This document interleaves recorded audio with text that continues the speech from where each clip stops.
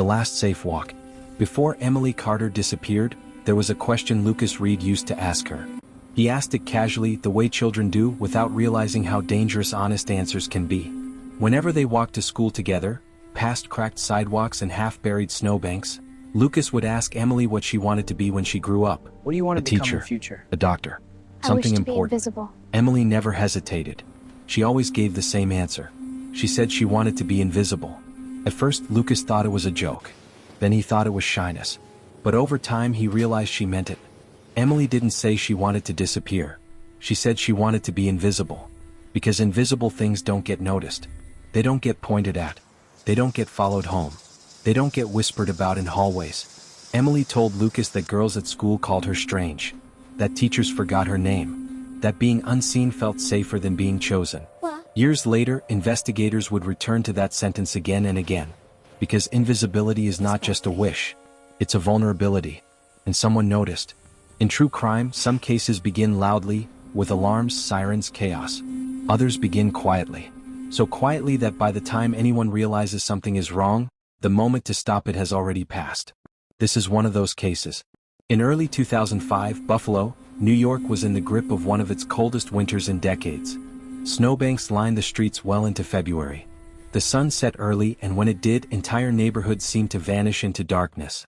On the city's east side sat Maplewood Courts, a low-income housing complex known to police more for neglect than violence. Broken lights. Faulty security cameras. A place where people learned not to ask questions because answers rarely came. This is where Emily Carter lived. Emily was 12 years old. Small for her age. Teachers described her as polite but withdrawn. School records showed frequent absences.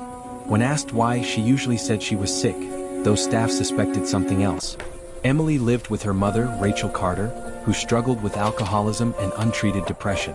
Child Protective Services had visited the apartment 3 times in 2 years. Each time, the case was closed without action.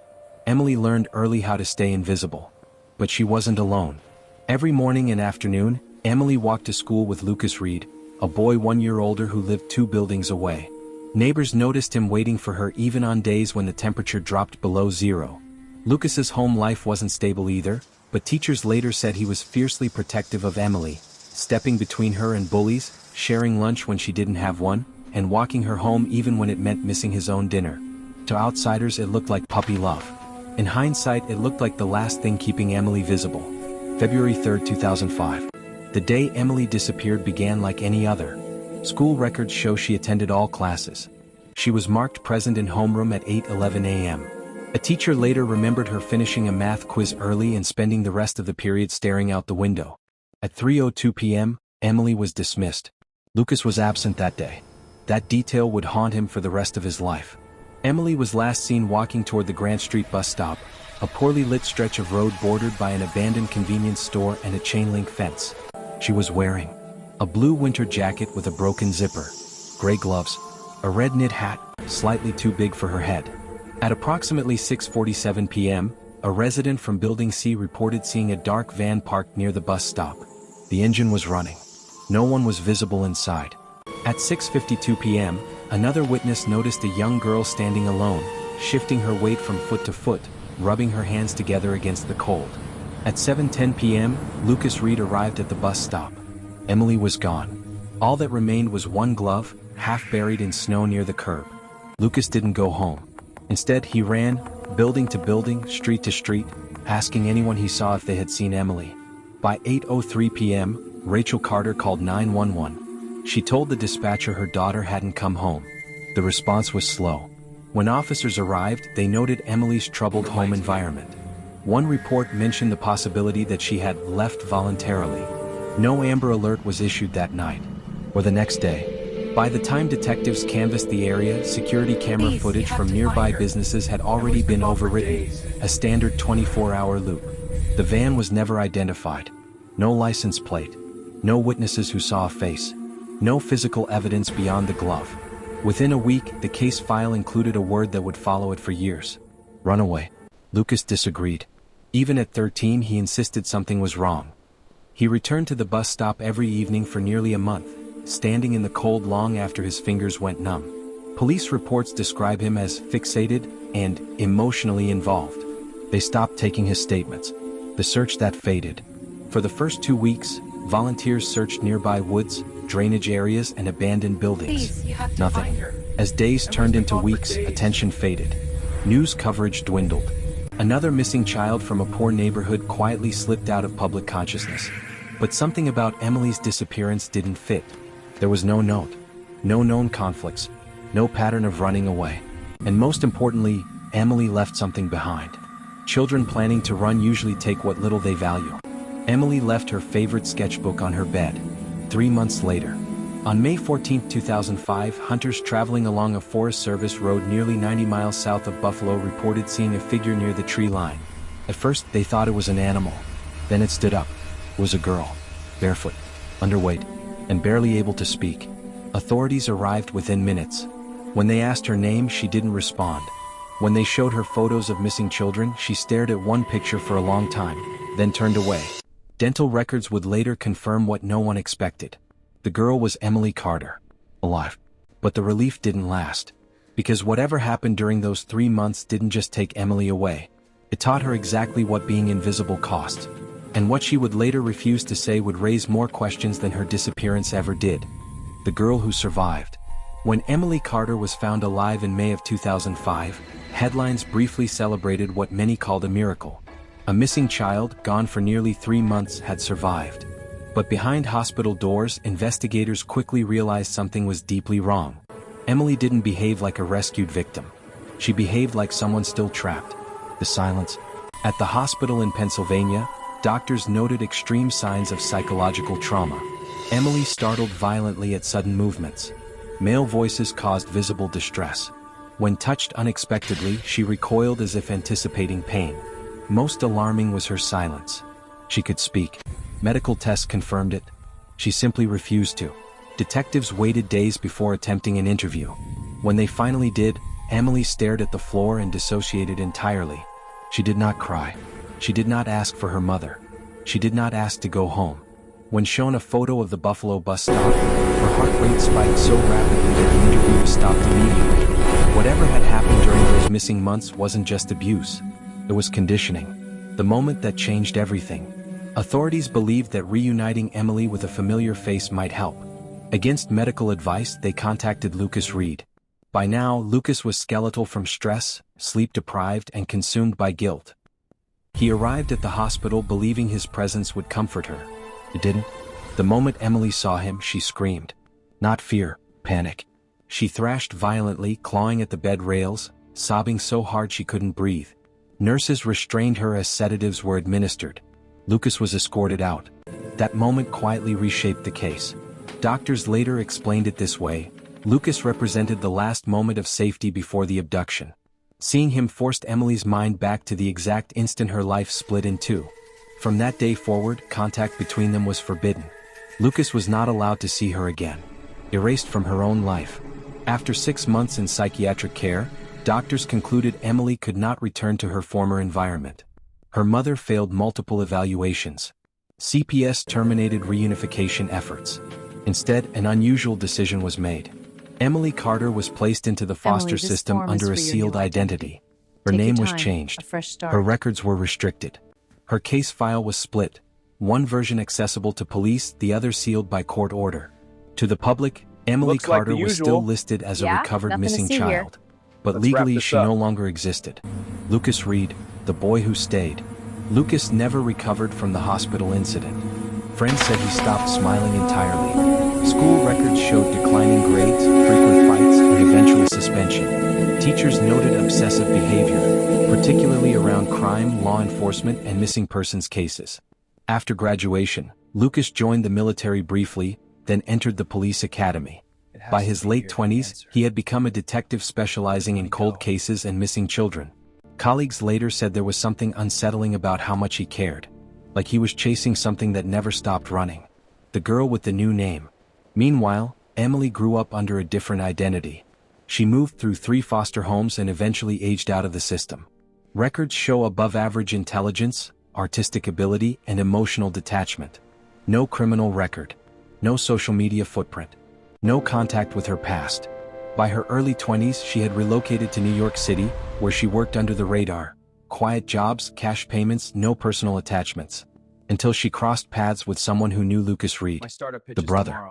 In 2017, Emily, now living under a new name, met a man named Ethan Reed. Ethan was younger than Lucas by 6 years. Unlike Lucas, Ethan was charming, emotionally perceptive, and socially adaptable. People gravitated toward him easily. What Emily didn't know at first, and what investigators would later uncover, was that Ethan and Lucas shared the same father but different mothers.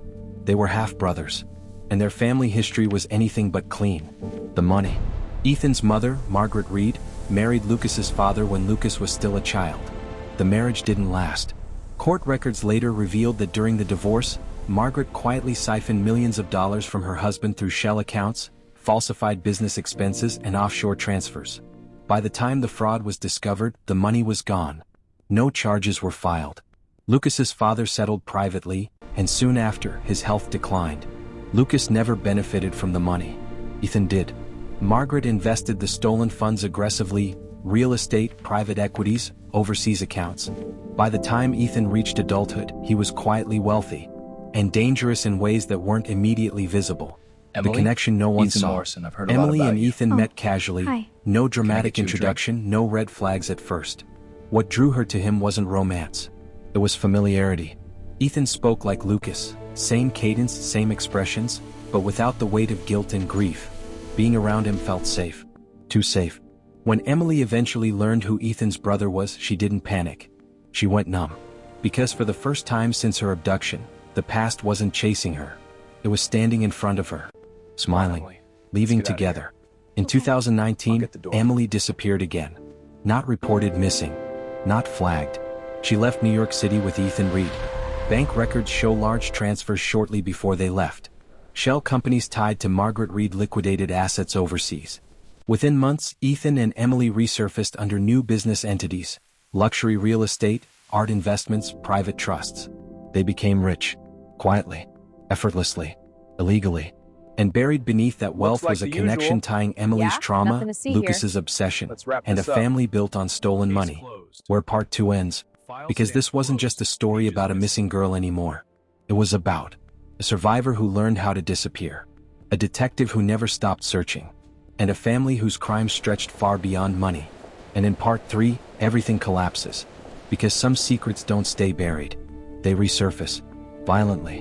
What survived in the dark. By the time Emily Carter disappeared for the second time in 2019, no one filed a missing person report. There were no frantic phone calls. No flyers. No volunteers searching fields. Because this time, Emily didn't vanish. She left. And that difference would matter more than anyone realized. The case that came back wrong. In early 2022, Detective Lucas Reed was assigned to a federal task force reviewing historical child abduction cases connected to interstate trafficking routes. The task force wasn't looking for Emily. They were looking for patterns. But buried inside newly unsealed financial records tied to old philanthropic organizations, Lucas noticed something that froze him in place. A corporate entity that didn't exist on paper until 2019. A shell company whose founding documents listed a familiar surname. Reed. Ethan Reed. Lucas's younger half-brother. The same brother he hadn't spoken to in over a decade. Following the money. Once the financial trail was opened, it unraveled quickly. Millions of dollars traced back to offshore accounts.